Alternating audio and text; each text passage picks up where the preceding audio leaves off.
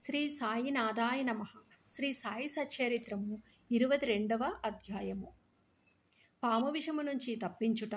బాలాసాహెబ్ మిరీకరు, బాపూసాహెబ్ బూటి, అమీరు సెక్కరు, హేమాడ్ పంతు సర్పములను చంపుటను గూర్చి బాబా అభిప్రాయము. బాబాను ధ్యానించుటెట్లు? భగవంతుని నైజము గాని స్వరూపము గాని అగాధములు, వేదములు కాని 1000 నాలుకలు గల ఆదిశేషుడు గాని వారిని పూర్తిగా వర్ణింపలేరు. భక్తుడు భగవంతుని రూపమును చూచి కనుగొన తీరవలయును. ఎందుకనగా తమ ఆనందమునకు భగవంతుని పాదములే ముఖ్య మార్గమనియు వారికి తెలియను. జీవిత పరమార్థమును పొందుటకు గురుని పాదములనే ధ్యానించవలను కానీ ఇంకొక మార్గము లేదనియు వారలకు తెలియను. హేమాడ్ పంతు ఒక సులభమైన మార్గమును ఉపదేశపూర్వకముగా చెప్పుచున్నాడు. అది ధ్యానమునకు భక్తికి కూడా అనుకూలించును. నెలలోని కృష్ణపక్షమున రాను రాను వెన్నెల క్రమముగా క్షీణించును. తుదకు అమావాస్య నాడు చంద్రుడు కానరాడు, వెన్నెల కూడా రాదు. శుక్లపక్షం ప్రారంభము కాగానే ప్రజలు చంద్రుని చూచుటకు ఆతురత పడదురు. మొదట దినము చంద్రుడు కానరాడు, రెండవ దానిది సరిగా కనబడదు. అప్పుడు 2 చెట్టు కొమ్మల మధ్య గుండా చూడుమనెదురు. ఆతురతతో ఏకధ్యానముతోని ఆ సందు ద్వారా చూచినప్పుడు దూరముగానున్న చంద్రుని ఆకారమొక గీతవలే కనిపించును. వారప్పుడు సంతసించును. ఈ మాత్రముననుసరించి బాబా తేజస్సును చూచెదముగాక. బాబా కూర్చున్న విధానమును చూడుడు, అది ఎంత సుందరముగానున్నది. వారు కాళ్ళను ఒకదానిపైన ఇంకొకటి వేసుకుని ఉన్నారు. ఎడమ చేతి వ్రేళ్ళు కుడి పాదంపై వేసి ఉన్నారు. కుడికాలి బ్రటన వేలుపై చూపుడు వ్రేలును మధ్య వేలును ఉన్నవి. ఈ కూర్చున్న విధమును బట్టి చూడగా బాబా మనకి దిగువన విషయమును నిశ్చయించుకున్నట్లున్నది. నా ప్రకాశమును చూడవలనంటే అహంకారమును విడిచి మిక్కిలి అణకువతోని చూపుడు వ్రేలుకు మధ్య వ్రేలుకు మధ్యనున్న బ్రటన వ్రేలుపై దృష్టిని సారించినచో నా ప్రకాశమును చూడగలరు. ఇది భక్తికి సులభమైన మార్గము. ఒక్క క్షణము బాబా జీవితమును గమనించదము. బాబా నివాసం వలన షిరిడీ ఒక యాత్రాస్థలమాయను. అన్ని మూలల నుంచి ప్రజల చటుకొచ్చి గుమిగూడుచుండిరి. బీదవారు గొప్పవారు కూడా అనేక విధములుగా మేలు పొందిడివారు. బాబా యొక్క అనంత ప్రేమను, ఆశ్చర్యకరమైన సహజమైన వారి జ్ఞానమును, వారి సర్వాంతర్యామిత్వమును వర్ణించగల వారెవ్వరు వీరిలోని ఏదైనా ఒక దానిని గాని అన్నియును గాని అనుభవించిన వారు ధన్యులు. ఒక్కొక్కప్పుడు బాబా దీర్ఘ మౌనము పాటించువారు. అది వారి యొక్క బ్రహ్మబోధము. ఇంకొకప్పుడు చైతన్యగనులుగా ఉండువారు. ఆనందమునకు అవతారముగా భక్తులచే పరివేష్టితులై ఉండేవారు. ఒక్కొక్కప్పుడు వారు నీతిని బోధించు కథలను చెప్పేవారు. ఇంకొకప్పుడు హాస్యము తమాషా చేయుటలోని మునిగడివారు. ఒకప్పుడు సూటిగా మాట్లాడువారు, ఇంకొకప్పుడు కోపోద్దీపితుడా అని తోచువారు. ఒక్కొక్కప్పుడు తమ బోధలు క్లుప్తముగా చెప్పుచుండెడివారు. ఒక్కొక్కప్పుడు దీర్ఘ వివాదములోనికి దించుడివారు. అనేక సార్లు ఉన్నదున్నట్లు మాట్లాడేవారు. ఈ ప్రకాశముగా సందర్భావసారములను బట్టి వారి ప్రబోధము అనేక విధముల అనేక మందికి కలుగుచుండెడిది. వారి జీవితం అగోచరమైనది. అది మన మేధాశక్తికి భాషకు అందుబాటులో ఉండేది కాదు. వారి ముఖార విందమును చూచుట ఎందు ఆసక్తిని గాని, వారితో సంభాషించుట ఎందు గాని, వారి లీలలు వినుట ఎందు గాని తనివి తీరడిది కాదు. అయినప్పటికీ సంతోషముతోని ఉప్పొంగుచుండే వారము. వర్ష బిందువులను లెక్కించగలము, తోలు సంచిలోని గాలిని మూయగలము, కానీ బాబా లీలలను లెక్కించలేము. వానిలోని ఒక్కదానిని గూర్చి చెప్పెదము. భక్తుల ఆపదలను కనుగొని భక్తులను వారి బారి నుండి సకాలమున బాబా ఎట్లు తప్పించుచుండెనోని ఇచట చెప్పుదుము. బాలాసాహెబ్ మిరీకర్. సర్దారు కాకాసాహెబ్ మిరీకరు కొడుకగు బాలాసాహెబ్ మిరీకరు కొప్పర్గాంకు మామల్తదారుగా నుండెను. అతడు ఒకనాడు చితలి గ్రామ పర్యటనకు పోవుచుండెను. మార్గమధ్యమున బాబాను చూచుటకు షిరిడీకి వచ్చెను. మసీదుకు పోయి బాబాకు నమస్కరించెను. బాబా అతని యోగక్షేమములను అడిగి జాగ్రత్తగా నుండవలెనని హెచ్చరిక చేయుచు ఇట్లనెను: నీకు మన ద్వారకామాయి తెలియనా? బాలాసాహెబునకు ఆ ప్రశ్న బోధపడకపోవటచే ఊరకుండెను. నీవిప్పుడు కూర్చున్నదే ద్వారకామాయి. ఎవరైతే ఆమె ఒడిలో కూర్చున్నదో వారిని ఆమె కష్టముల నుంచి ఆతురతల నుంచి తప్పించును. ఈ మసీదు తల్లి చాలా దయార్థ హృదయురాలు. ఆమె నిరాడంబర భక్తులకు తల్లి. వారిని ఆపదల నుంచి తప్పించును. ఆమె ఒడిని ఆశ్రయించిన వారి కష్టములన్నీయును సమసిపోవును. ఎవరామె నీడను ఆశ్రయించెదరో వారికి ఆనందము కలుగును. అనెను. పిమ్మట బాలాసాహెబుకు ఊది ప్రసాదమిచ్చి వాని శిరస్సుపై చేయి వేసెను. బాలాసాహెబ్ పోవుచుండగా, బాబా, నీకు ఆ పొడుగాటి వ్యక్తి తెలియనా? అదే సర్పము అనెను. బాబా తమ ఎడమ చేతిని మూసి దానిని కుడి చేతి వద్దకు తెచ్చి పాము పడగవలే ఉంచి, అతడు మిక్కిలి భయంకరమైన వాడు, దాన్ని కానీ ద్వారకామాయి బిడ్డలను అతడేమి చేయగలడు? ద్వారకామాయి కాపాడుచుండగా పాము ఏమి చేయగలదు అనెను. అక్కడున్న వారందరూ దీని భావమును తెలుసుకొనుటకు, దానికి మెరీకరుకు గల సంబంధమును తెలుసుకొనుటకు కుతూహలపడుచుండిరి. కానీ బాబాని విషయమై అడుగుటకు స్థైర్యము లేకుండెను. బాబాసాహెబ్ బాబాకు నమస్కరించి మసీదును విడిచి శ్యామాతో వెళ్ళెను. బాబా శ్యామాను పిలిచి బాలాసాహెబ్తోని చితిలి వెళ్ళి ఆనందించమనను. బాబా ఆజ్ఞానుసారము తాను కూడా వెంట వచ్చదననియు శ్యామ బాలాసాహెబ్తోని చెప్పెను. అసౌకర్యముగా నుండుట కావున వద్దని బాలాసాహెబ్ శ్యామతో చెప్పెను. శ్యామ బాబాకి సంగతి తెలిపెను. బాబా ఇట్లనను, సరే, వెళ్ళవద్దు. వాని మంచి మనము కోరితిమి. ఏది నుదుట వ్రాసి ఉన్నదో అది జరగక తప్పదు. ఈ లోపల బాలాసాహెబ్ తిరిగి ఆలోచించి శ్యామను తన వెంట రమ్మనను. శ్యామ బాబా వద్ద కేగి సెలవు పుచ్చుకొని బాలాసాహెబ్తోని టాంగాలోని బయలుదేరను. వారు రాత్రి 9 గంటలకు చిదిలి చేరిరి. ఆంజనేయాలయములోని బస చేసిరి. కచేరీలోని పనిచేయు వారెవరనూ రాలేదు. కావున నెమ్మదిగా ఒక మూల కూర్చొని మాట్లాడుచుండిరి.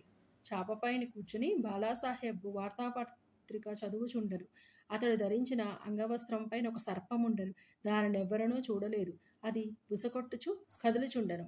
ఆ ధ్వని నౌకరు వినెను. అతడు ఒక లాంతరు తెచ్చి సర్పమును చూచి పాముని అర్చెను. బాలాసాహెబ్ భయపడెను, వణకట ప్రారంభించెను. శ్యామ కూడా ఆశ్చర్యపడెను. అందరూ మెల్లగా కట్టెలను తీసిరి. బాలాసాహెబ్ నడుము నుంచి పాము దిగుటకు ప్రారంభించెను. దానిని కొట్టి చంపివేసిరి. ఈ ప్రకారముగా బాబా ముందుగా హెచ్చరించి బాలాసాహెబ్ను హాని నుంచి తప్పించిరి. బాబా యందు బాలాసాహెబ్కు గల ప్రేమ దృఢమయ్యెను.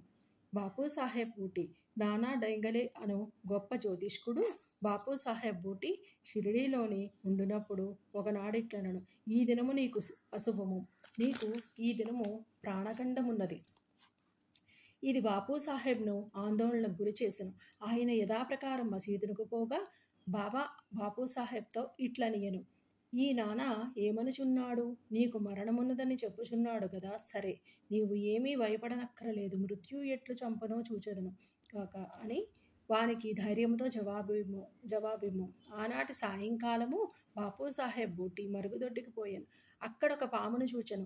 అతడు నౌకరు దానిని చూచెను. ఒక రాయినెత్తి కొట్టబోయెను. బాపూసాహెబ్ పెద్ద కర్రను తీసుకొని రమ్మనడు. నౌకరు కర్రను తీసుకొని వచ్చినంతలోని పాము కదిలిపోయి అదృశ్యమయ్యను. ధైర్యముతో నుండుమనియు ఆడిన బాబా పలుకుల్లో బాపూసాహెబ్ జ్ఞప్తికి తెచ్చుకొని సంతోషించెను. అమీరు సిక్కర్ కొప్పర్గాం తాలూకాలోని కొరాలే గ్రామ నివాసి అమీరు సిక్కర్. అతడు కసాయి కులమునకు చెందినవాడు. అతడు బాంద్రాలోని కమిషను వ్యాపారిగా పనిచేసెను. అక్కడతనికి మంచి పలుకుబడి కలదు. అతడు కీళ్లవాతముతోని బాధపడుచుండుటచే భగవంతుని జ్ఞప్తికి తెచ్చుకొని వ్యాపారమును విడిచిపెట్టి షిరిడీ చేరి బాధ నుండి తప్పింపమనియు బాబాను వేడెను. చావడిలోని కూర్చొనమనియు బాబా అతనిని ఆజ్ఞాపించెను. అటువంటి రోగికి ఆ స్థలము సరియైనది కాదు. అది ఎల్లప్పుడూ తేమగా నుండును. గ్రామములోని ఇంకేదైనా స్థలము బాగుండేది. కానీ బాబా పలుకులే అతనికి తగిన ఔషధము నిర్ణయ సూత్రము. మసీదుకు వచ్చుటకు బాబా అతనికి అనుజ్ఞ ఇవ్వలేదు. చావడిలోనే కూర్చునమనియు ఆజ్ఞాపించెను. అది వానికి మిక్కిలి లాభకారి అయ్యెను. ఎందుకనగా బాబా ఉదయము సాయంకాలము చావడి వైపు పోవుచుండెను. అదీనుగాక దినము విడిచి దినము ఉత్సాహముతో పోయి బాబా ఎదుట నిద్రించుచుండెను. అందుచే అమీరు బాబా యొక్క సాంగత్యమును సులభముగా పొందుచుండెను. పూర్తిగా 9 మాసములు అమీరు సిక్కర్ అక్కడ ఉండెను. కొంతకాలము తరువాత అతనికి ఆ స్థలంపై విసుగు కలిగెను. ఒకనాటి రాత్రి ఎవరికినీ చెప్పకుండా కొప్పర్గాం పారిపోయెను. అచ్చటొక ధర్మశాలలోని దిగెను. అక్కడొక ఫకీరు చచ్చుటకు సిద్ధముగా నుండెను. ఫకీరు నీళ్లు కావలియునని అడుగగా అమీరు పోయి నీరు తెచ్చి ఇచ్చెను. ఆ నీళ్లను త్రాగి ఫకీరు చనిపోయెను. అమీరు చిక్కులోని పడెను. అతడు పోలీసు వారికి తెలియపరచినచో మొట్టమొదటి సమాచారమును తెచ్చిన వాడొకటచే తనకు ఆ ఫకీరు విషయం ఏమైనా తెలిసి ఉండుననియూ పట్టుకొనెదరు. ఆ చావునకు కూడా అతడు కారణభూతుడనియూ అయి ఉండవచ్చుననియూ అనుమానించెదరు. బాబా ఆజ్ఞ లేనిది షిరిడీ విడిచిపెట్టుట తనదే తప్పని అతడు గ్రహించి పశ్చాత్తాపడెను. షిరిడీ పోవ నిశ్చయించుకొని ఆ రాత్రియే అచటి నుంచి షిరిడీకి పోయెను. మార్గమధ్యమున బాబా నామమును జపమును చేయుచుండెను. సూర్యోదయమునకు ముందు షిరిడీ చేరి ఆతురతల నుంచి తప్పించుకొనెను. బాబా ఆజ్ఞానుసారం చావడిలోనే ఉండి రోగ విముక్తుడయ్యెను. ఒకనాటి మధ్యరాత్రి బాబా, ఓ అబ్దుల్, నా పరుపు వైపు సూర్యోదయమునకు ముందు షిరిడీ చేరి ఆదురతల నుంచి తప్పించుకొనెను. బాబా ఆజ్ఞానుసారం చావడిలోనే ఉండి రోగ విముక్తుడయ్యెను. ఒకనాటి మధ్యరాత్రి బాబా, ఓ అబ్దుల్, నా పరుపు వైపు ఏదో దృష్ట ప్రాణి వచ్చుచున్నది అని అరచెను. లాంతర తీసుకొని అబ్దుల్ వచ్చి బాబా పరుపు చూచెను. కానీ ఏమీనూ కనిపించలేదు. జాగ్రత్తగా చూడుమనియు బాబా చెప్పుచు నేలపై సటకాతో కొట్టుచుండెను. అమీర్ శక్కర్ బాబా లీలను చూచి అక్కడకు పాము వచ్చెననియు బాబా అనుమానించి ఉండుననియు అనుకొనెను. బాబా సాంగత్యం వలన బాబా ఆడు మాటలు చేయు క్రియలు భావమును అమీరు గ్రహించుచుండెను. అమీరు తన దిండును సమీపమునకు ఏదో కదులుచుండుట గమనించి అబ్దుల్ను లాంతర తీసుకొని రమ్మనను. అంతలోనే నచ్చటొక పాము కనబడెను. అది తలను క్రిందికి పైకి అదిలించుచుండెను. వెంటనే దానిని చంపిరి. ఇట్లు బాబా సకాలమున హెచ్చరిక చేసి అమీరును కాపాడెను. తేలు పాము. తేలు బాబా ఆజ్ఞచే కాకాసాహెబ్ దీక్షిత్ నిత్యం శ్రీ ఏకనాథ్ మహారాజ్ రచించిన భాగవతమును భావార్థ రామాయణమును పారాయణం చేయుచుండెను. ఒకనాడు పురాణ కాలక్షేపం జరుగుచుండగా హేమట్ పంతు కూడా శ్రోత అయ్యెను. రామాయణములోని ఆంజనేయుడు తన తల్లి ఆజ్ఞానుసారము శ్రీరాముని మహిమను పరీక్షించు భాగము చదువున్నప్పుడు వినువారందరూ మైమర్చియుండిరి. అందులోని హేమట్ పంతొకడు. ఇంతలోనే ఒక పెద్ద తేలు హేమట్ పంతు భుజంపై పడి వాని ఉత్తరీయంపై కూర్చుండెను. మొదట దానినెవ్వరనూ గమనించలేదు.